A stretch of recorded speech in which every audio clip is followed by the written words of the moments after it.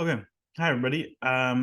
So I wanted to show some interesting clips from the Chelsea preseason match against Brighton. Um, we'll show some pressing stuff first and then some in possession stuff. But I have largely been quite impressed with Chelsea so far.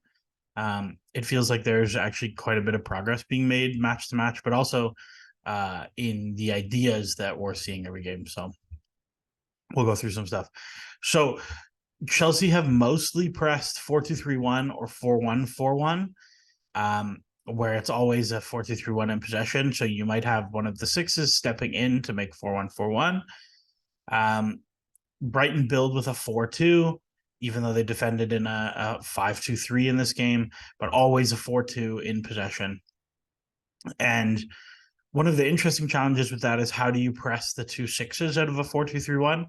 And so we'll see kind of two variations from Chelsea in this game. One, where it's a 4-1-4-1, you'll have one of the sixes step. It might be Gallagher, it might be Santos, it might be whoever, but generally one of the sixes is stepping, the 10 is taking the other one, and the wingers are still narrow to deal with outside shoulders of the sixes, but they're also there to deal with the fullbacks. The other option is you might see a winger come narrow when they've done a good job of locking to one side, and you'll see a winger take the far side six, the 10 take the strong side six, and the winger deals with the ball side fullback. So there's kind of two variations. But Chelsea did a pretty good job of jumping on things, right? Like one thing to take notice of here is watching Sterling. If you watch his body cues of, okay, this player is going to bounce backwards, can I initiate? He leaves very early, right? Chelsea are a little bit late on some of the steps and unlucky with some of the bounces, but what could be a good win ends up in a not super dangerous situation where they get to defend. Here's the 4-2-3-1 where the winger and the 10 deal with the two sixes, right? So especially if you have like a right-footed left center back, this is a really good option here because it's very unlikely that he's going to be able to play left foot to this player or play something crazy with their left foot. Right, so they trying to play into midfield. Chelsea get a couple jumps, doesn't end up turning into anything super great, but they end up winning it on the big swing. Here's another one. Now you have Gallagher stepping. He decides to pop off. He's kind of halfway in between, right? So this is actually a really difficult role where we might call this C1 screen one. So he has to screen the 9 or the 10 coming low, but he might have to see the 6 in front of him to step. And if these distances are large, it's a very difficult job to do. So I'm not shocked that it's Gallagher doing this and not Santos doing that. But it's one thing to keep in mind. Matson does a really good job here. A lot of wingers would try and chase Dahoud here on the ball side, and he would just roll you and play out the other way. But Matson does a really good job.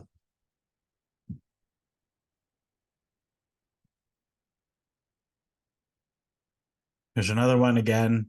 In this one, Carney and Sterling have swapped, so you might end up having Santos step, and so it's a little bit messy, but it's still kind of the same vague shape. One thing we saw a little bit with this that's kind of key to note is one, the height of the fullbacks, and two, you can just see him on the edge of the screen, Thiago Silva. So here it's like almost player to player. You've got a winger with a fullback, a winger inside with a 6, 10 with a 6. Really, this is your 6 with them. You have 9, 10 would be your winger, but your 10 is out here. Fullback stepped.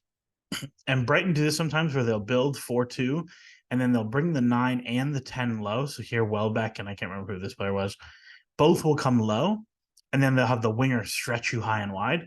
And it's very difficult to manage these 4 in the box. So Chelsea did a pretty good job here of stepping a 6 and pulling a center back out tight with Welbeck.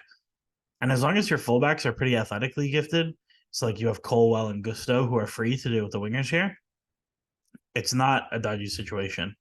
And we see like Brighton end up giving up their little patterns for the box and end up just trying to play direct into the striker. And Chelsea do a good job. They've got good spaces to win and secure. So that I thought was a really, really nice adjustment to something Chelsea struggled with a lot last year, was when Brighton would go like the 4-2-2-2 look. That was something we did not do a good job of. Second half, it was much more clear 4-1-4-1 with Cassidy and Gallagher. One player to keep note of is Mudryk. His angles and heights and proximities aren't very good. He needs a lot of work in this area of his game, but he's so fast and he tries hard that sometimes he's able to make pretty nice plays. It's like you have Cassidy jumping the 6. Same again. So this is, you might call a flow on, right? So if it's a backwards pass and you already have forward momentum, you can flow on. If you've been watching the Women's World Cup, FIFA has them in their technical reports as following up to press or something like that. So something to keep in mind of. But Mudryk here is way too deep to start, right? Mudryk should be on screen at least, but he's late he recognizes the cue and he's fast. So he's still able to make an amazing transition out of this, and we don't really get anything. The real juice is in possession. So Poch has been having Chelsea line up 4-2-3-1.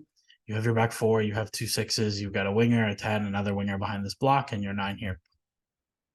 And what's been most interesting is that this is fine. 4-2 build shapes are very common. There's lots of benefits to them. Having the 2 6s are good. You can build with your center backs.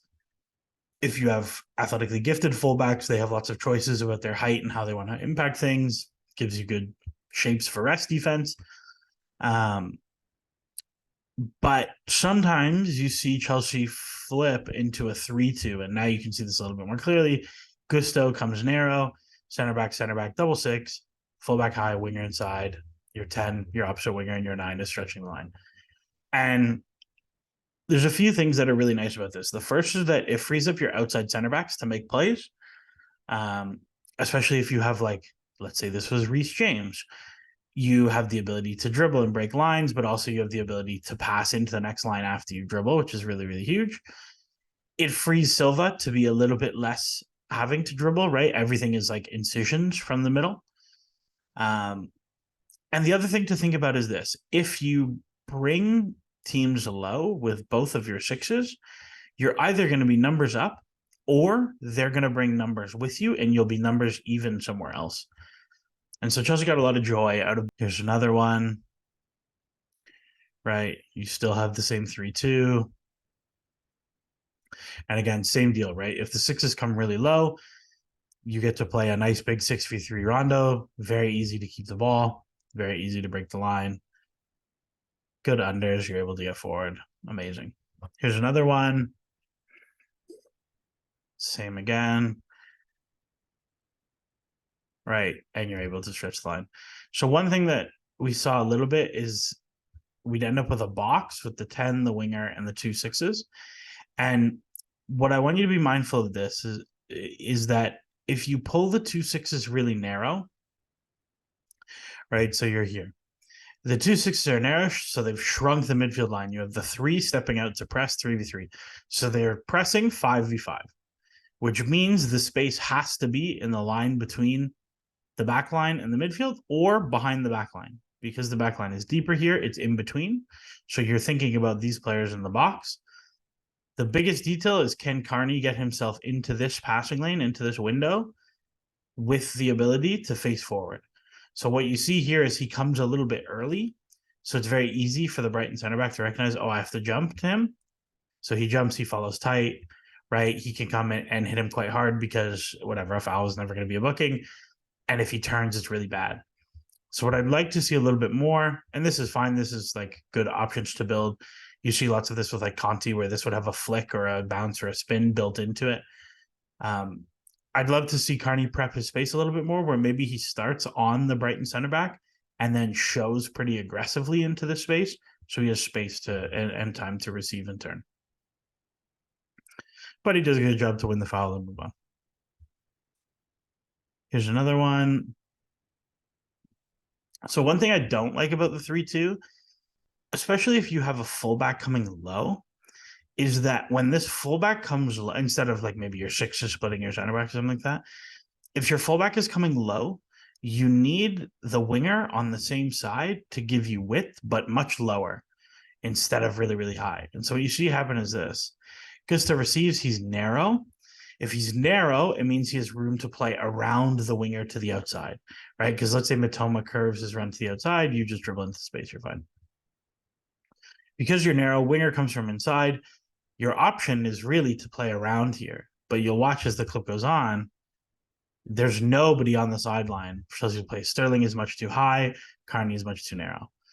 So one thing just to be mindful when you see Chelsea going to the 3-2 is how high or low does the winger come, or do you roll the 10 out into that space? Here's another one. This clip went pretty viral on Twitter. So sometimes the 3-2 becomes like a 3-diamond 3 instead of a 3-box 3. And so here you have the 6s offset. You'll see Carney comes into the space and Maatsen is the 10. Right, this is fine. It's not always going to be this collection of players. You might see the 10 here and the opposite winger comes in. That's always there too. But one thing that's really nice is watch the movement of every player in this clip after they pass the ball. When you're playing these tight combos in central areas, a lot of your responsibility comes down to underneath movements. So Silva plays into Santos here and watch his movement. Boom, just a little shift to free himself from Welbeck for unders. Santos is going to play into Carney. Same thing. Boom, just a little shift to get into this lane to be free for unders. Plays into the next line to Maatsen. Those little movements going forward. In the second half, we saw a little bit different personnel, and sometimes it was unclear who was supposed to make the 3. Like in this example, there is no second 6 here with Santos, so Colwell goes, okay, maybe I can go into midfield. And we can end up with like Chalobah here, whoever the right back is, lower, like Gusto maybe lower, and then Cucurella is left center back. That doesn't really end up happening. So now it's very unclear what the shape is like. This is not the moment for Kepa to try and break a line. It obviously does not come off. But just a little thing to keep in mind that if you're going 3-2 or you're going asymmetric build structures, it's very important that you know who is where. And we saw this mostly with Cucurella coming inside in the second half, right? So here you end up with Enzo and Cucurella as the 2 inside. Enzo loves to drop into the 3 to get the ball, and I don't like it really at all. I don't think it's super functional. But he's such a good passer, you kind of just have to let him have it. So I'll be curious to see how this works when it's Enzo and somebody else next to him all the time. Because a lot of times he'll come here to get this ball instead of staying in the 2. But we see this with, eventually it comes around to Cucurella.